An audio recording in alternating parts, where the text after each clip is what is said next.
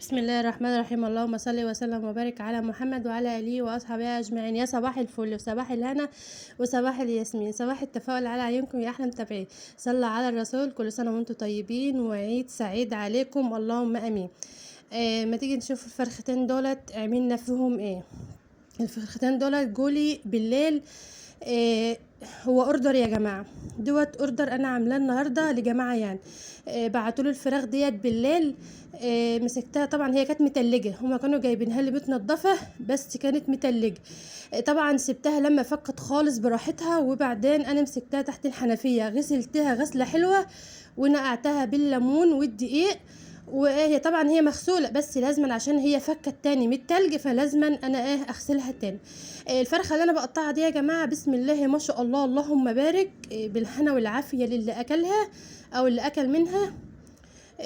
كانت كبيره بسم الله ما شاء الله، كانت كبيره، فانا بقطعها بالشكل ده علشان تستوى معايا، يعني عشان الفرخه دي تستوى معايا، عشان هي بسم الله ما شاء الله اللهم بارك. بسم الله ما شاء الله كانت كبيره، فلازم انا اقطعها بالشكل دي. العظميه ديت اللي انا بتك عليها ديت لازم تتك عليها علشان تتكسر.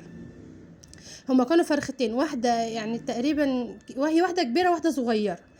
هنعمل التتبيله بتاعتها. معايا بصلايه كبيره، معايا قرنين من الفلفل، معايا حبتين من الطماطم، ومعايا 3 ليمونات. تتبيله بسم الله ما شاء الله، هي بسيطه بس طعمها يا جماعه بسم الله ما شاء الله جميل. انا عملتها في الخلاط اهيت، ما عملتهاش في الكب، انا عملتها في الخلاط. معايا ربع كوبايه من الزيت اهيت، ربع كوبايه من الزيت. ركزي في التتبيله دي والله العظيم لو عملتيها مش هتندمي يعني. دي جبس رمان، ما عندكيش جبس رمان عادي ما تحطهوش، حطي مكانها زبادي. لو ما عندكيش جبس رمان حط زبادي. دي معلقتين من الخل، هحط معلقتين من الخل، معلقتين من الكاتشب. دولت كان عندي كده قلت افضهم عليها يعني كاتشب. دولت يا حبيبه قلبي، اهم حاجه ما تنسنيش في اللايك والشير ومتابعه للقناه عشان يوصلك كل جديد. بص بقى، عندك عسل اسود، حطي معلقه كبيره عسل اسود، ولا تحطي بقى سكر ولا تحطي عسل ابيض، لا جربي بقى التتبيله بتاعت الفراخ المشويه بالعسل الاسود كده، جربي ومش هتندمي. البهارات بتاعتك، معايا معلقه كبيره من البابريكا، معلقه كبيره من الكمون، معلقه كبيره من الفلفل الاسود، معلقه كبيره من السبع بهارات، معلقه كبيره من الملح، معلقه كبيره من الكركم. تمام. عندك بقى عايزه تضيفي بقى بصل بودر، توم بودر، اللي يريحك. هو لو دوت اللي التتبيله ديت حلوه يا جماعه او والله. بسم الله ما شاء الله اللهم بارك. هتقلبها كده تقليبه حلوه. كل سنة وانتم طيبين يا جماعة، وعيد سعيد عليكم اللهم امين. ربنا يجعله عيد سعيد عليكم وعلى الأمة الإسلامية اللهم امين. هتقلبها حلو كده تقليبة حلوة، وهتبدأي اللي انت احط بقى، شوفي انا احط بقى تحت الجلد وفي الفتحات اللي انت فتحتيها وكل حاجة.